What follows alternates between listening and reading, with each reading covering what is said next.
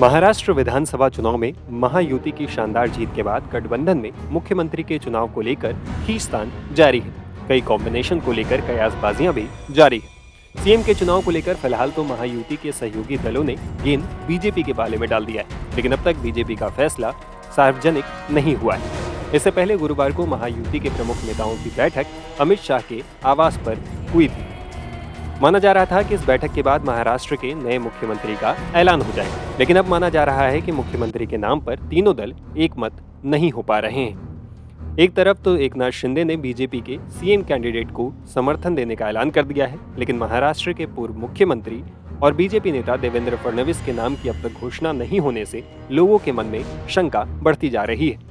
अब सवाल ये है कि क्या भाजपा फडणवीस को विधानसभा चुनाव में उनकी मेहनत का फल देगी या राजस्थान और मध्य प्रदेश का पैटर्न अपनाएगी। ऐसे में हो सकता है कि यहाँ न तो शिंदे और न ही देवेंद्र फडणवीस बल्कि किसी तीसरे को बीजेपी सीएम बना दे।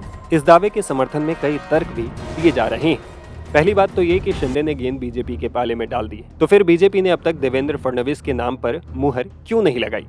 रिपोर्ट्स की माने तो शिवसेना नेताओं ने इसके पीछे नई दलील दी है। शिवसेना का कहना है कि देवेंद्र फडणवीस जाति से ब्राह्मण है। उनके नीचे दो मराठा नेता अजीत पवार और एकनाथ शिंदे को डिप्टी के तौर पर रखना राजनीतिक भूल साबित हो सकती है। मराठा वोटरों को ये रास नहीं आएगा। गौर करने वाली बात यह भी है कि मराठा नेता मनोज जरांगी पाटिल ने पहले ही चेतावनी दे दी है कि यदि फडणवीस सीएम बने तो फिर आंदोलन हो।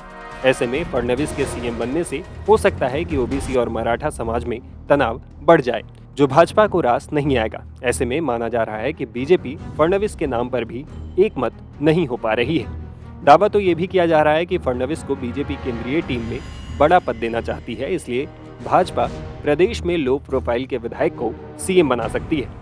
गौर करने वाली बात यह भी है कि गुरुवार को दिल्ली में अमित शाह के आवास पर 3 घंटे चली मैराथन मीटिंग में भी कोई फैसला नहीं हो पाने के बाद शुक्रवार को मुंबई में प्रस्तावित गठबंधन की बैठक भी टाल दी गई। शिंदे बैठक से पहले अपने गांव चले गए। एकनाथ शिंदे के करीबी संजय शिरसाट ने कहा कि जब वो शनिवार को गांव से लौटेंगे तो हो सकता है कि कोई बड़ा फैसला ले। देखिए, कल अमित शाह के नेतृत्व में सभी नेताओं की एक बैठक हो चुकी है, ये आपका जानकारी है। अब क्या निर्णय होने वाला है इसके बारे में अभी तक कोई जानकारी प्राप्त नहीं हुई। अमित शाह साहब, मोदी साहब जब निर्णय लेंगे उसी के बाद पता चलेगा कि महाराष्ट्र का मुख्यमंत्री का कौन, किसका नाम उन्होंने जाहिर किया है। और जब तक ये राजनीति में थोड़ा सा जो टेंस आ है, उसी वजह से एक बार मुख्यमंत्री का नाम घोषित हो जाता है, उसके बाद मंत्रिमंडल कैसा बनेगा, कौन मंत्री बनेगा, कितने मंत्री पद के खाते किसी पार्टी की तरफ जा रहे हैं, राष्ट्रवादी की तरफ कितने, शिवसेना की तरफ कितने, बीजेपी की तरफ कितने, ये सब सेकेंडरी सवाल है। पहला सवाल है मुख्यमंत्री का। तो मुझे लगता है आज रात तक उनका नाम डिक्लेयर होना चाहिए और इस सब ये होने के बाद इसकी कवायद होगी। 2 तारीख को शपथ ग्रहण का सोहरा होगा, ये ऐसी मुझे जानकारी है। अभी कुछ नहीं चल रहा है, अभी आपस वाली बात ही नहीं। तीनों नेताओं ने अमित शाह साहब को कह दिया है कि आप डिसीजन लो, आपको जो अच्छा लगता है उसके आप जो भी निर्णय लेंगे उसकी तामील हम लोग करेंगे। इसलिए कोई भी खींचातानी नहीं है, कोई किसी के बारे में ये बनेगा कि वो बनेगा, इसका कोई भी अभी निर्णय नहीं लेंगे। अब ऊपर वाले निर्णय लेंगे और उसका इम्प्लीमेंटेशन नीचे होगा। शिंदे साहब दिल्ली में जाने वाले हैं, ऐसी भी एक चर्चा थी। शिंदे साहब दिल्ली में नहीं जाएंगे। दिल्ली के राजनीति के बजाय उनको महाराष्ट्र की राजनीति करने में इंटरेस्ट रहेगा और महाराष्ट्र में अभी पार्टी की जो बुनियाद है वो जड़ से मजबूत करने का काम वो करेंगे। क्या शिंदे साहब उप मुख्यमंत्री होंगे? ये मुझे पता नहीं। अभी शिंदे साहब उसके बारे में डिसीजन लेंगे। क्या लगता है कि लेना चाहिए नहीं लेना चाहिए, वो डिसीजन उनका रहेगा।